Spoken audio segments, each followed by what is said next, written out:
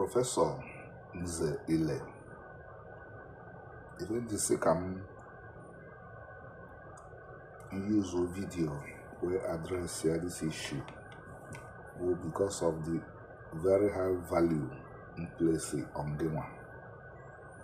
And then my opportunity ka ife niile ndụ n'obi ka nwee ike rotakwuo fancha.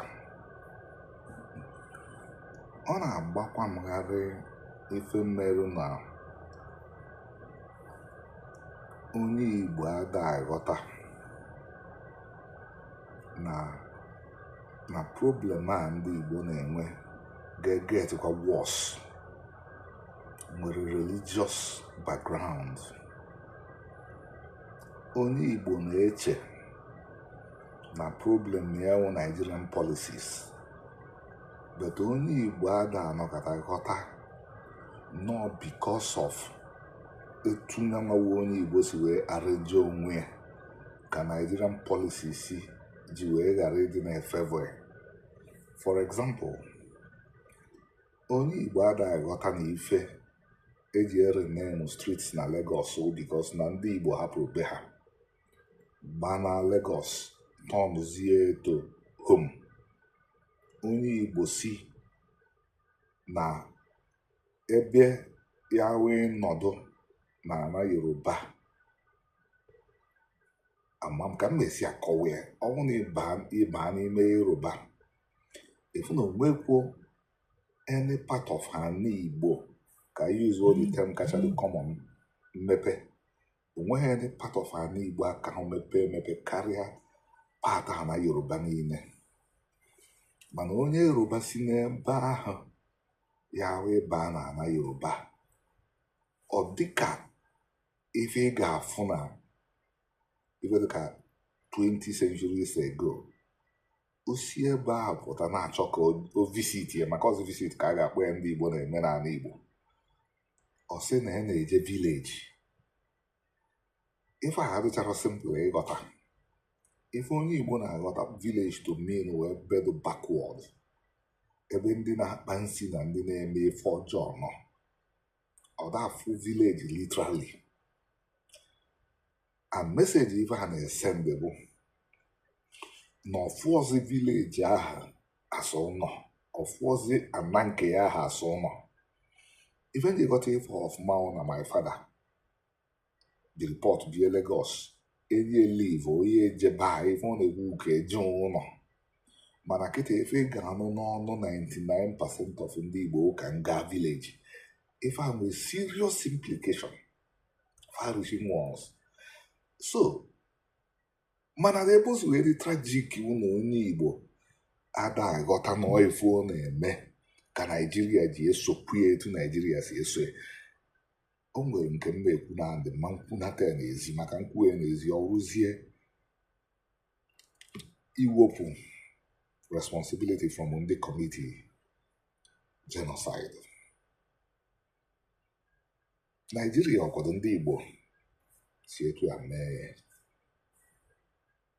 Amadu Bello kwuru na o nwere mgbe ya ji kweta na Nigeria unless mụọ na ha ga-na control ya 100%. Awolowo sị na Nigeria nke ya kwetara nke enweghị onye ya control ndị Yoruba ma ọ dominate ya ha na Zik si nwee nwa Nigeria ọrụgodo na ndị Igbo ya wuo ohu na ha wụrụ. Ọnya ka Zik ji wee jee megịnị kpọta onye Fulani eme ya ọfụ Enugu oge Amadu Bello na-ekwu na ya achọghị ịfụ ivu na Igbo laborers na region nke ha. Then I nwere nwa Nigeria. Ife onye na-achọ ka ọ na-afụ esi from one Nigeria hand over power to ndị ugwu ha chikwa etu ha si mara achị obodo domination ntigbu nsogbu ụdị etu a Buhari si chi ebido coup.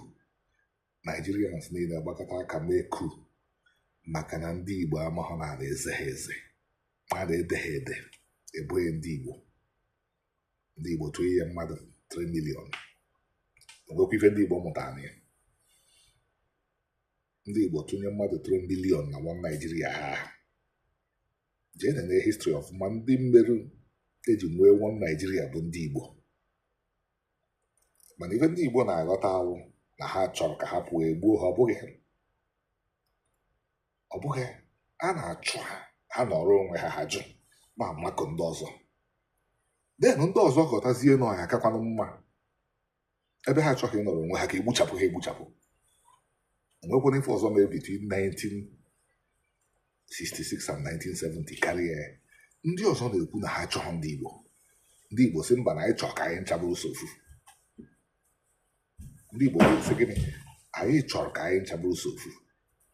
Onye na-ekwu na ya achọghị ife onye ahụ na-akọwa ahụ na ị na-agbakasị ya ahụ. Ndị Igbo na-esi ọnwụ na ha na ndị ahụ ya nọ ugbu, na ha na Yoruba ya nọ, na ha na Fulani ya nọ, na ha na Hausa ya nọ.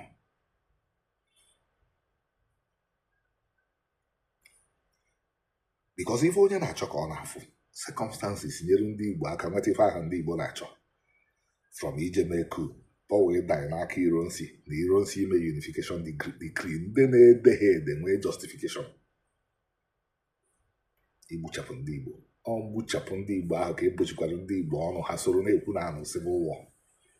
Onye na-achụpụ achụpụ ka ị na-fight zi ka ị stop away from seceding. Onye si na ha achọghị even labor asị tomorrow nwanne ya ebidozie kwue na ya na stop go from seceding till tomorrow. Professors ndị Igbo, scholars ndị Igbo, journalists ndị Igbo emebekwa nke analyzere ife ya etu ha ka na-ekwu anọ civil war. Then anyị na-echiga na nke a anyị ncha na-ekwu n'ụtụtụ a ọwụ Naijiria ka dị. Ọ gị believe na Naijiria ka dị. Onye Hausa gwara gị over 20 years ago na Sharia ka constitution. Ife dịrị gị nwawo na omenala ka constitution. Mana o ri m ọnụ oge ivu nke nwa aghọta ha na ama solve problem outside religion. Ọ bụrụ na gị nwa wee prọfesọ aghọtaghị, ọ bụrụ ndị na-akpọ Igbo leaders ya aghọta. Ndị a anyị anọkọta wepụta time gụọ article and a lot of them amaghị ihe m na-ekwu maka gụnwa na anụ ife m na-ekwu. Ị kwesịrị ịghọta ya. But I don't know. Unu chọọ ka enwee solution without inwe the property. Ọ bụrụkwanụ seaport ka ndị Igbo chọrọ ya na Lagos. Seaport. Ọ bụrụ na seaport ka ndị Igbo chọrọ ya na Lagos, Nollywood aya na Lagos because need the seaport ime film. Mana ndị Igbo fọmụ Nollywood. Ọ bụrụ na Nollywood, ọ bụrụ na seaport na-achụpụ ndị Igbo n'ala Igbo, ndị Igbo ama move to Abuja. Ife na-achụpụ ndị Igbo n'ala Igbo na enweghị ife ndị Igbo na-asọpụrụ na-agwa ndị Igbo na ha nwere anawụ nke ha. After October 7, ndị Jew niile all over the world bido natawa Israel a na-emechi airport because no nwere ife na-agwa onye Jew every Saturday na awụkwọ na ana nna ya. Anọ sọsọ omenala ya agwagwa onye Igbo na ana Igbo a n'ọkwọ n'ebe eniri nna ya na ikwesịghị ịdị disconnected from ana. Christianity amagwụ ya onye Igbo, ndị na-akụ isi na ana amagwakwa ya onye Igbo. Mana ọ na-eri m ọnụ na nkwụ enu kwuo ana gị nwa Onyebuchi James ile ndị kwesịrị ịghọta kene na without no omenala nyere ndị Igbo identity. Na without omenala na ndị Igbo enweghị identity. But ọ na-eri m ọnụ na maka ọ bụrụ na-eche ọ na mgbochi ihe ahụ Remi na-ekwu ihe aghọtaghị ya and gị nwa aghọtaghị ya, ndị Igbo aghọtaghị ya. Ndị Igbo ya eche aka ịrụ ahụ ma jiri na Naijiria maka ndị Igbo na-ekwu ha ji eme biznes, ha ji eme biznes. O nwere onye Igbo na-ajụ n'ụtụtụ a oge ị na-etolite 90% of businesses nọ na Makurdi, Otukpo, Jos ọkwa ndị Igbo nwee. Asị yes zi ọdụ etu ahụ kịta ọsị na ya mara na generation a zụcha na ndị ọzọ ya azụkwa. Ha na-agba bọị ahụ omenala aka na-agba ife na-eme n'uwe onye gụcha sekọndịrị skuul ọ chọọ visa jewe obodo oyibo. Oruo obodo oyibo ọ na-akwụgharị. Oruo obodo oyibo ọ na-ame gịnị? Ọ na-akwụgharị. No training, nothing. So I solve all the religious problem, I got solve the other problems. But the problem na asị na ụlọ na-achọghị ịghọta ihe a na-ekwu. Maka ịchọghị ịghọta ihe a na-ekwu Saturday bịa soro anyị nọrọ ebe a Francis duru na anọ mụnwa na anọ why na ịma nnọọ that is even our worrying.